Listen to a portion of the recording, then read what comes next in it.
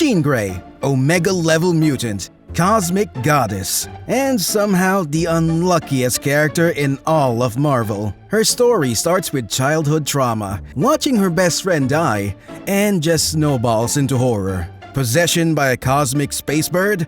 Check. Accidental planetary genocide? Yep. More deaths than you can count? Oh, absolutely. She's died so many times the Grim Reaper just shrugs when he sees her coming. And don't even get me started on her love life. It's basically an emotional hostage situation between a stoic nerd and a hairy Canadian rage machine. So yeah, Jean Grey isn't living the dream. She's trapped in a never-ending nightmare with superpowers. Let's unpack why being Jean Grey might just be the worst fate in the entire X-Men universe. Let's rewind to little Jean Grey, just a normal kid riding bikes, laughing with her best friend, until said best friend gets hit by a car right in front of her. That's the exact moment Jean's powers kick in. Not puberty, not a school dance. No, her mutant gene activates because of a sudden, violent death trauma. Welcome to Marvel.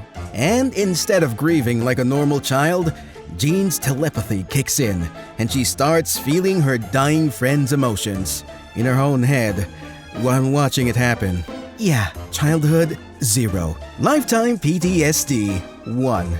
Naturally, her parents freak out and send her to the only person who takes in traumatized kids with explosive powers, Professor Charles Xavier. And this is where it somehow gets worse. Because what does Chuck do? He pokes around in her brain, realizes her full power is way too much, and just casually locks off part of her mind, like a cosmic child safety lock. No consent, no explanation. He doesn't teach her to handle it.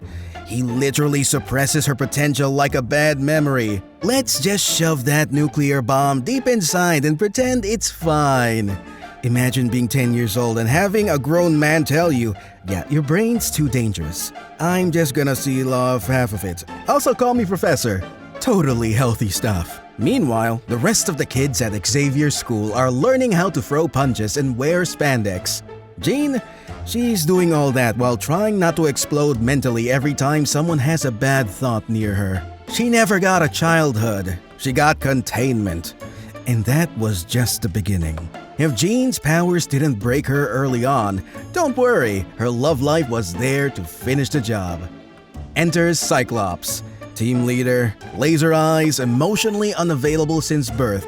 His idea of flirting is long, awkward stares followed by briefings on mutant strategy. Then there's Logan, Wolverine, who basically growls his affection, smokes in the living room, and might stab someone if they look at Jean for too long. So yeah, on one side, a walking haircut with commitment issues. On the other, a half-feral Canadian with anger problems and a thing for redheads. Peak romance. But here's the thing, Jean never really chooses. She's stuck in this emotional tug-of-war between two guys who both think they deserve her. Scott treats her like a sacred object. Logan acts like she's the last good thing left in his apocalyptic life. Neither of them ever actually asks what she wants. And it's not just messy, it's manipulative. Cyclops proposes to her, then cheats on her with Emma Frost, the literal psychic version of a walking Instagram filter. Meanwhile, Logan swings between being protective and possessive, like he's doing a moody Shakespeare monologue in every scene. And through all this, Jean is dying, resurrecting, fighting aliens, holding the universe together with her brain. But somehow, her biggest drama is still being stuck between a repressed Boy Scout and a sweaty berserker. It's not a love triangle, it's a hostage situation. The real tragedy? Jean's identity gets defined by these two guys. In the comics, in the movies, even in fan culture. Everyone wants to know, Team Cyclops or Team Wolverine? No one asks, what about Team Jean?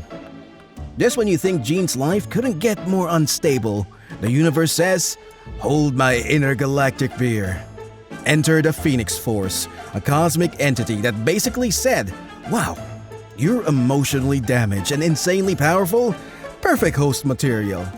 So 1 minute Jean's a powerful but grounded mutant, and the next, she's literally bonded to a fiery godbird that represents life, death, and rebirth across the multiverse. No big deal. And what does Phoenix do? Well, first it revives Jean after she crashes a spaceship, which is nice.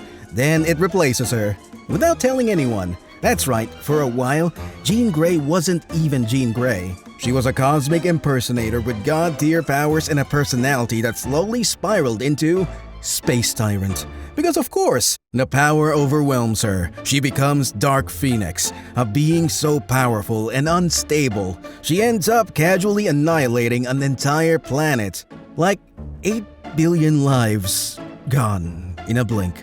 And Jean, she's still in there, buried under it all, watching herself become a galactic mass murderer with no way to stop it. That's not power, that's possession. And what do her friends do? Do they try to help? Do they save her? Nope. The X-Men put her on trial and basically decide it's better to kill her than risk her going full Firebird again. So Jean sacrifices herself just to keep everyone else safe from a thing she didn't even ask for. Imagine getting possessed by a cosmic parasite, blacking out, and waking up to find your friend group voted to euthanize you. That's the X-Men for you.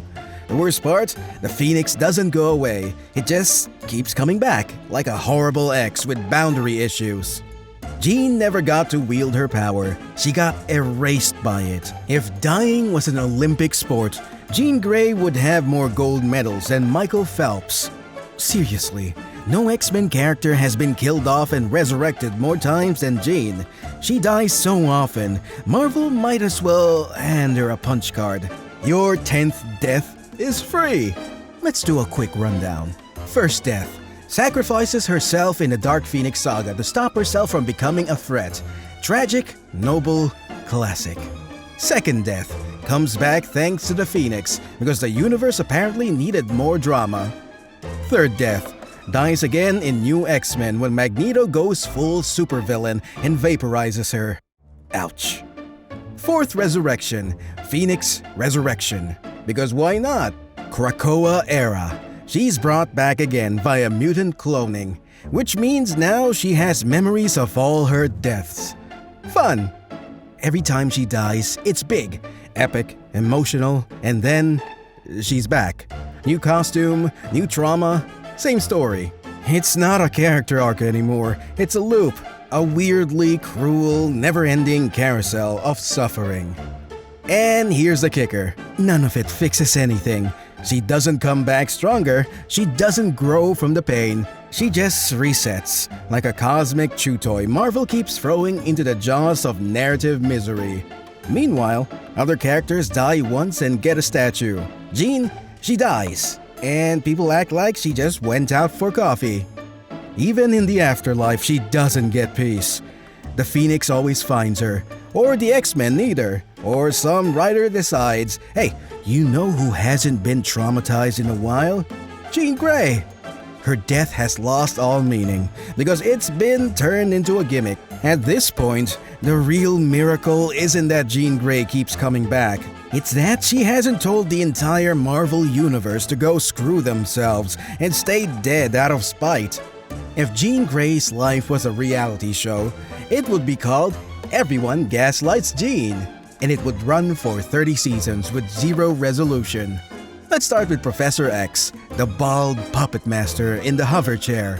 He meets Jean when she's still a traumatized kid and immediately does what any rational mentor would do. Locks away a huge chunk of her mind without telling her. That's right, the man who preaches mutant freedom literally seals off part of Jean's consciousness, like it's a cursed room in a haunted mansion, just in case she accidentally levels a continent. No therapy, no explanation, just shh, Professor knows best. And it doesn't stop there. When the Phoenix Force shows up and hijacks her identity, nobody tells her what's happening. They just watch as she melts planets and then act shocked when she loses it. Even when Jean isn't possessed, her friends treat her like a ticking time bomb. The moment she gets emotional, someone's always like, are you feeling fiery? Instead of helping her manage her power, the X-Men either fear her, fight her, or try to control her. She's never allowed to just be. She's either a weapon, liability, or an idol, not a person. And let's not forget Emma Frost. Jean catches her literally having telepathic affairs with Cyclops. And what do the X-Men do? They blame Jean for being too intense. Seriously, if you made a checklist of every way a person can be emotionally undermined, Jean's life is the masterclass. And through it all, the Phoenix Force is still lurking, whispering, waiting, using Jean as its favorite meat puppet. She never gets a break, she never gets control. Her life is a series of people deciding things for her, manipulating her mind, her relationships, even her identity.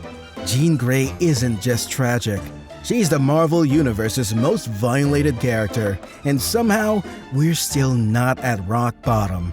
You'd think in a multiverse with infinite possibilities, at least one version of Jean Grey would be happy. Nope, not even close. In almost every timeline, Jean either dies, turns evil, or watches everyone she loves get vaporized. Sometimes all three before breakfast.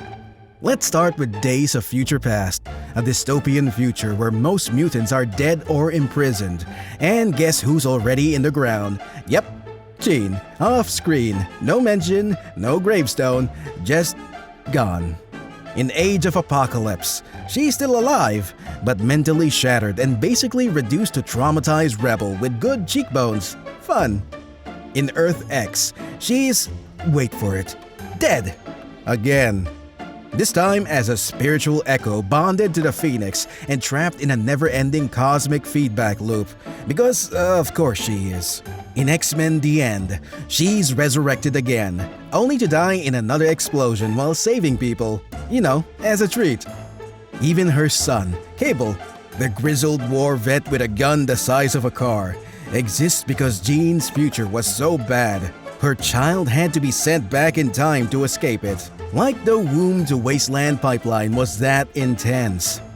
Alternate futures, alternate lives, doesn't matter. Jean's destiny is either tragedy or tool. She's either dying, being used, or being mourned. There's no timeline where she opens a yoga studio and just chills. Wolverine gets redemption. Cyclops gets remarried. Storm leads kingdoms. Jean gets a flaming bird god that won't leave her alone and a calendar full of recurring death anniversaries. It's almost like the writers can't imagine a powerful woman who's not suffering. Even her happiest futures, and let's be honest, there aren't many, feel like brief hallucinations before the next cosmic breakdown. So yeah, across space and time, one thing is consistent. If you're Jean Grey, your future is cancelled. Resurrection is supposed to be the happy part of the story, right? Not for Jean Grey. For her, coming back to life isn't redemption. It's a reboot with all the same bugs and new trauma DLC installed. Let's start with Phoenix Resurrection. Jean returns from the dead after being psychically baited by a little kid, who turns out to be a projection of her own subconscious created by the Phoenix Force. It's like cosmic gaslighting wrapped in an existential prank. And when she does return, she's confused, disoriented, doesn't know what year it is, doesn't know who's still alive. She basically wakes up in a universe that moved on without her. Like showing up late to a party where everyone already left and the cake's on fire. Then there's Krakoa.